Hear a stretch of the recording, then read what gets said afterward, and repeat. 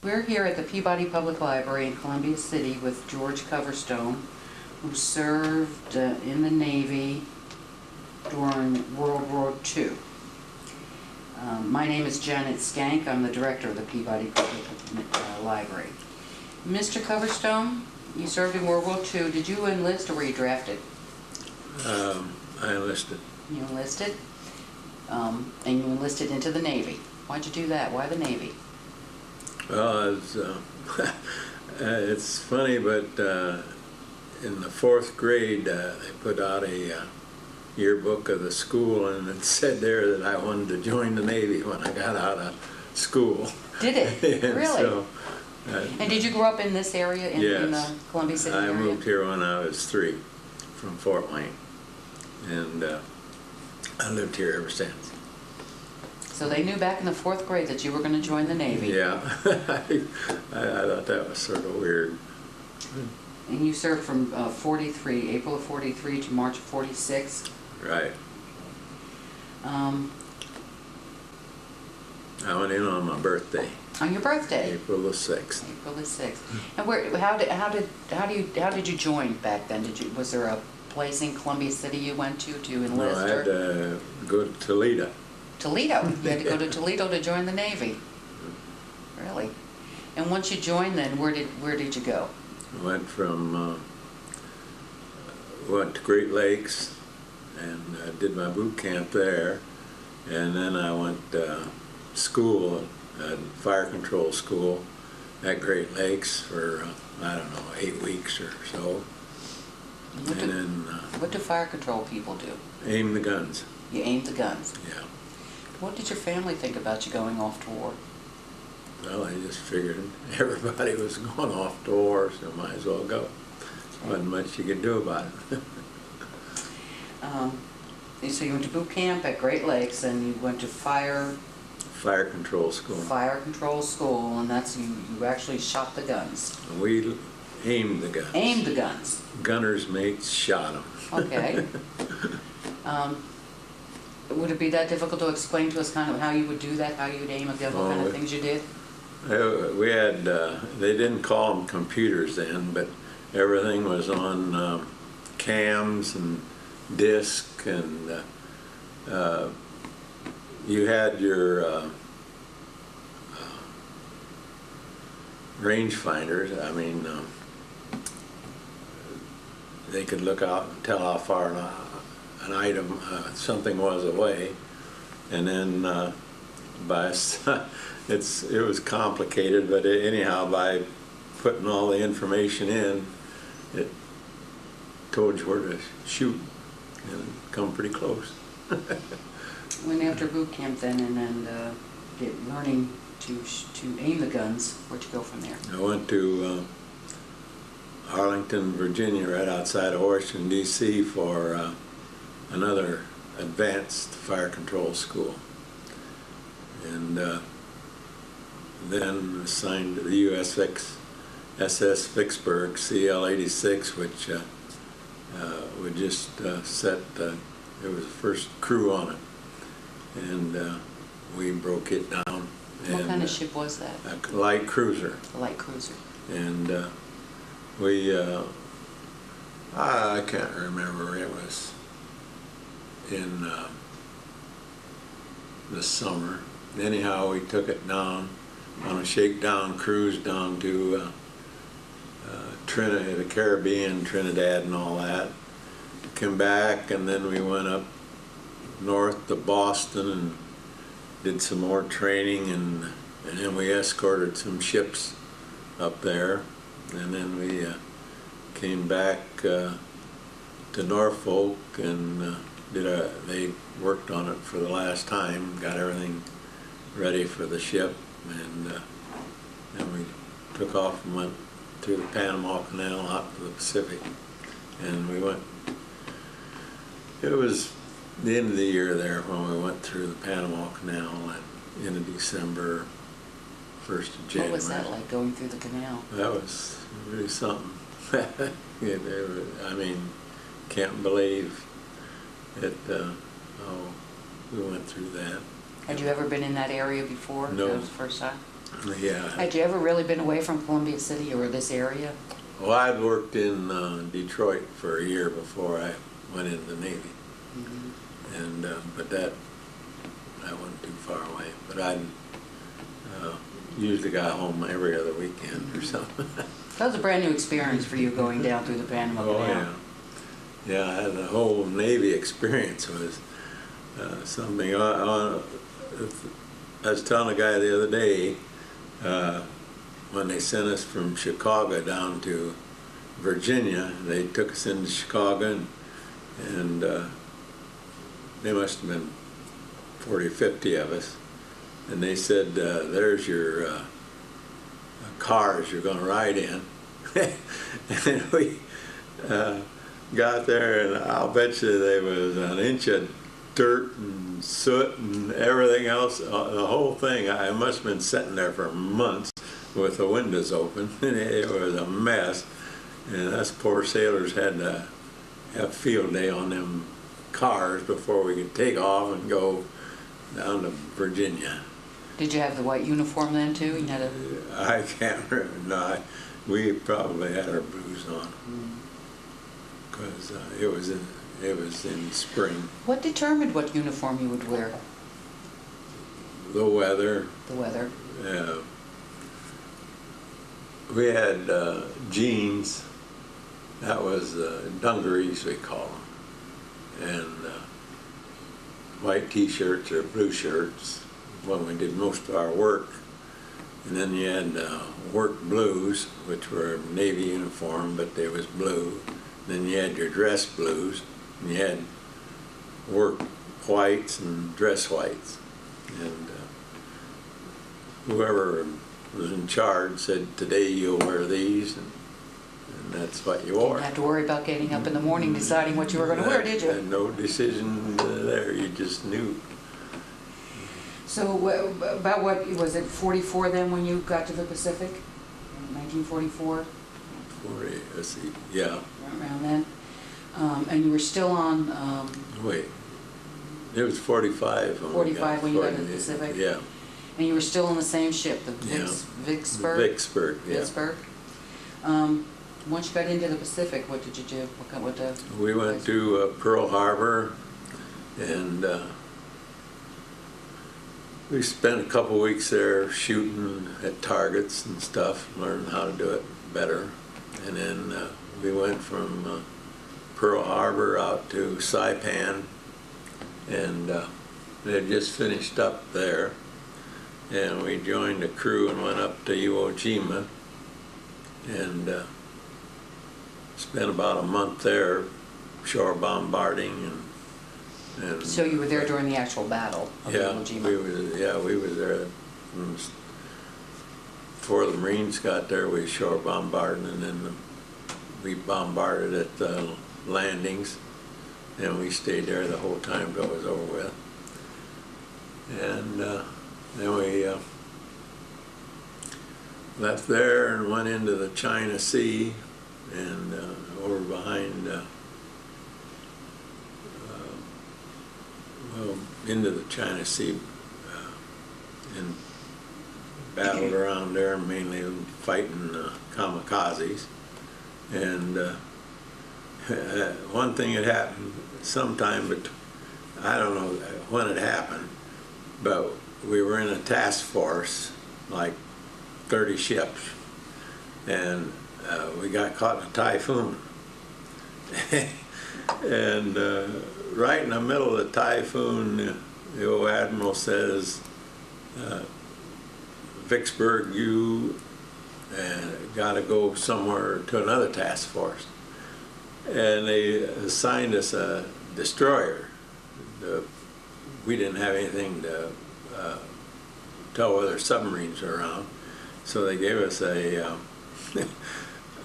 destroyer to escort us, and we were supposed to go 20, 25 knots to get over there. And we went about 2 hours, and the destroyer radioed back, hey, we can't do this, we got to slow down.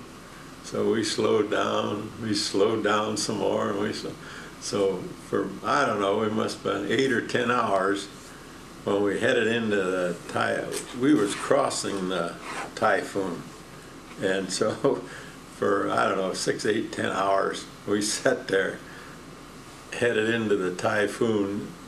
I think they said we was going 8 knots, but it just kept us sitting there in the same spot, just sitting there bumped up and down.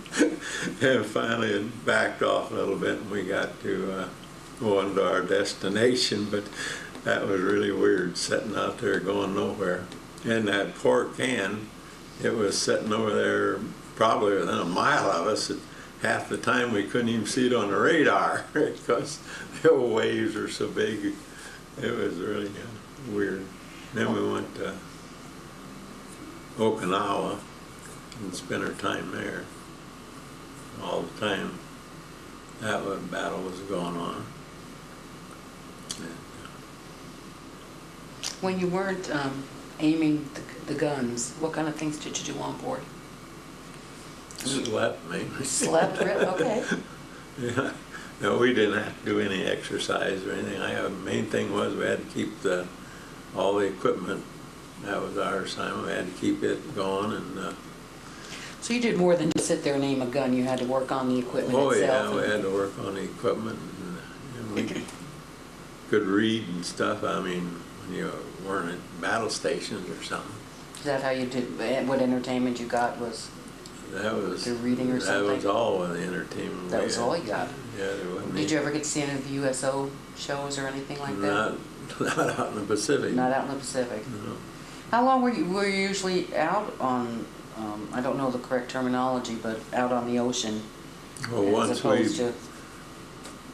we left Pearl Harbor, we was on the boat, the ship the whole time. The whole time. And never got off. Well, they sent us down to Ulithi one time, and we got to spend half a day on Ulithi, and got 2 beers.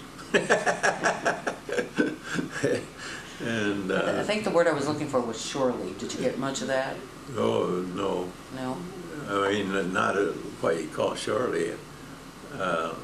We got off the ship down in the Philippines one day, and you just had to go over to a certain area and they give you 2 beers and you got to drink them and sit there. There wasn't nothing else going on. I mean, no entertainment or nothing like that. You just, the fact you got off the ship. But, were you married at this time? No. No? So how'd you keep in touch with your family? Letter was the only way you could do it. Letter was the only way you do it. How often did you get mail? Well, out there, it's whenever you tied on to another ship and they delivered the mail to you. So you could go for a long time without any... Yeah, they could go a couple of weeks without it. And heck of it was, all our letters went through an officer, and you couldn't tell them what you'd done or where you were at or anything else, you because were censored, then the officer would, yeah, would go through that. You couldn't do anything. In fact, that was sort of comical. I went to, we were at Iwo, and my neighbor here in town, he was in the Marines, and my mother wrote and said that he was at Iwo, and I thought, well, I'll do something good. I wrote back and says, I seen Roy the other day, and meaning that I was at Iwo too. Well, she actually thought I'd seen him, and I guess they had a big celebration. Oh. That was your way of letting her know where you were. Yeah, but anyhow.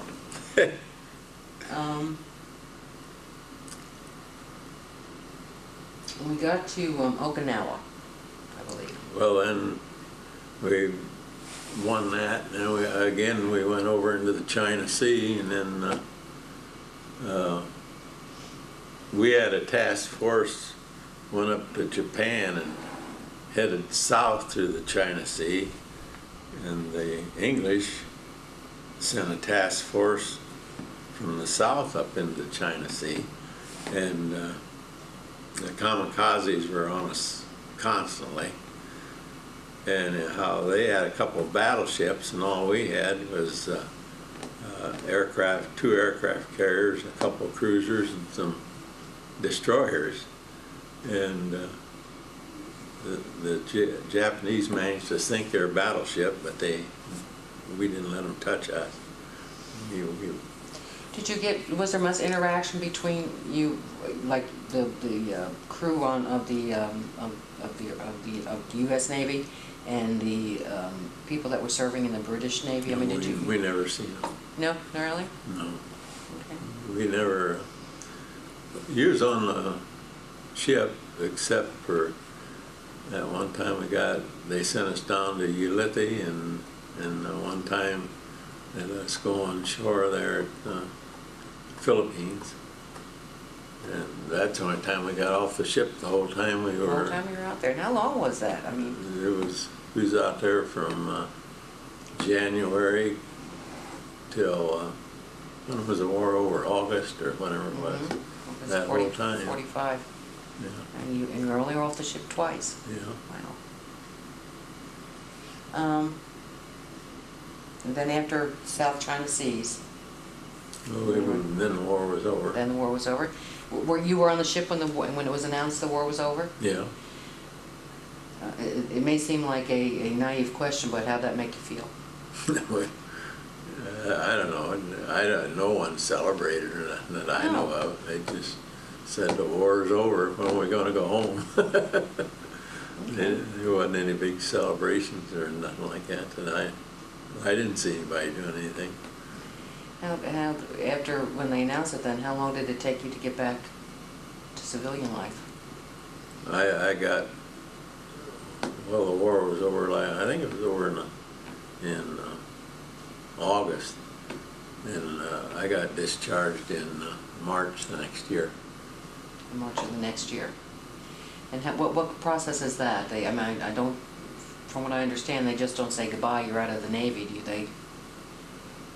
That's all they did. That's all they did. Yeah, they said you're out, and packed up, and go home. Did they give you anything? No. No, nothing like it is in civilian life where you get like a severance package or something like that? No. How about the GI Bill of Rights? Were you able to take advantage of that? Yeah, I went to college for 1 year, and then what did they call it when you took a job in a factory for training? I forget Something what they like got. an internship? Yeah, well, they paid half your wages for 40 hours. The Navy did? Yeah, the government did. The government not did, not the Navy, the government. Yeah. And I became a printer. A printer? Yeah, I worked up here at the post, and I took my training. I was in college in Foster Riddick. I had passed papers and stuff when I was in high school, and Foster Riddick, he was the editor of the Commercial Mail. He liked my work ethic and stuff when I was there, and so he came over to Findlay and talked to me and talked me into coming back here and becoming a printer for him. So I stayed a printer the rest of my life. I see. So you worked for the Post and Mail for 15 years, and then I went to Fort Wayne Newspapers and worked 25. So yeah, some people say that their training that they received in the service prepared them for what they did afterwards. Did it? Well, that's what I was going to become an electrical engineer, and that's what I was going to school for. But you'd read the paper, and they was telling how many thousands of guys were going to become electrical engineers. No way you could absorb all those guys. So when he offered the job, I said, well, that's good enough for me. So I took it. What kind of reception did you get when you came back home? Nothing special I know of. Just, Okay. they didn't. Well, it had been over, so like a lot of the guys that were in Europe come home after it was over in Europe, and a lot of guys come home after starting in August. They were discharged, and sort of old stuff by the time I got out in March. Everybody's glad to see me and everything, but they have big celebrations and stuff. Is there anything about that time, just life in general, that you'd like us to know about? Oh, God. My sister and I are always talking about how good the old days were. I mean, there's just so much difference. We could get in the car when we was in high school, we'd get in the car, go down at night, just cruising down roads 20 miles an hour. Now you get out on a doggone road, if you don't go 60 miles an hour, you get run over. Everybody's in a hurry to go somewhere. Life was so much simpler, I don't know. It just the whole attitude about the way things go anymore. It's just so much different than it was. You didn't have anything back in them days, you guys. I worked in the onion fields for 10 cents an hour, and now it's against the law to put kids out and make them do that anymore. We crawled them old muck fields, and it was 100 degrees, and it didn't hurt us, I don't think. But now they got laws that kids can't do that. Just things like that. When we could go out and play in the streets and play in the playgrounds, and there wasn't an adult nowhere. We knew how to play and everything else. Now, anytime you see 3 kids, you usually see an adult there watching them. I don't understand that. But it's just the whole, everything's different. Just seemed to be, you could relax and have fun. Knew your neighbors and everything. Ain't that way anymore. Is there anything about your time in the service, in the Navy, that you'd like us to know about? No, you just did what we had to do, and there wasn't anything special about it. Had a lot of friends, but Do you keep in touch with anybody from no, back then? I've tried, but Infinger, he died. He got a long time ago. He and I ran around, were together, but the rest of them, I can't find them anywhere. Do you ever, how about something like the American Legion or the VFW? Do you know I about belong to them, but I don't go. I don't know the guys. In the Navy, like fire controlmen, basically, we stayed together. There's only about 30 of us on the ship, and that was our bunch of guys. We didn't pay any attention to the rest of them because we didn't. The only time we had to put up with them is when they were running the equipment. You thought you had them trained, and as soon as they go to battle stations and they'd forget what they were supposed to do, and you'd try and tell them. One time I was below decks, 3 decks down, and my station that I kept clean was clear up in the superstructure, and and the guy says, "We can't do this, we can't do that." I says, "You gotta push that button there." "Oh, we can't say, ain't no button there, ain't no button there." And finally a lieutenant down there says, "Go up there and push that damn button for me." So I had to go up 3 decks, run clear to the back of the ship and up 3 more decks. And in the process of running down the side of on the main deck, The water splashed up on the thing, on the deck, and I slipped, and boy, it's just a miracle I didn't fly. I fell down and slid down there. It's just a miracle I didn't fly off the doggone ship, and I'd been out there yet. But anyhow, I went up there and I said, "There's the button. Well, I didn't see it." And you pushed it every time you're up here training. How come you don't see it? I could have killed the guy. But anyhow, he pushed it, everything worked. I walked back down, I didn't run. How'd you get along with the officers? I didn't see your rank here. Second class fire control. Second class fire company. How'd you get along with the officers? They were great. Really? Yeah, they were all great. I know. I can't remember names. I forget names. I can see their faces, but I can't remember their names anymore. One guy, he was a first lieutenant. He was from Iowa. I can't think of his name, but there's 3 or 4 of us. We just did our job, and he took us up on the deck one day, and he says, "You guys are all right," but he says, "I want you to act like petty officers."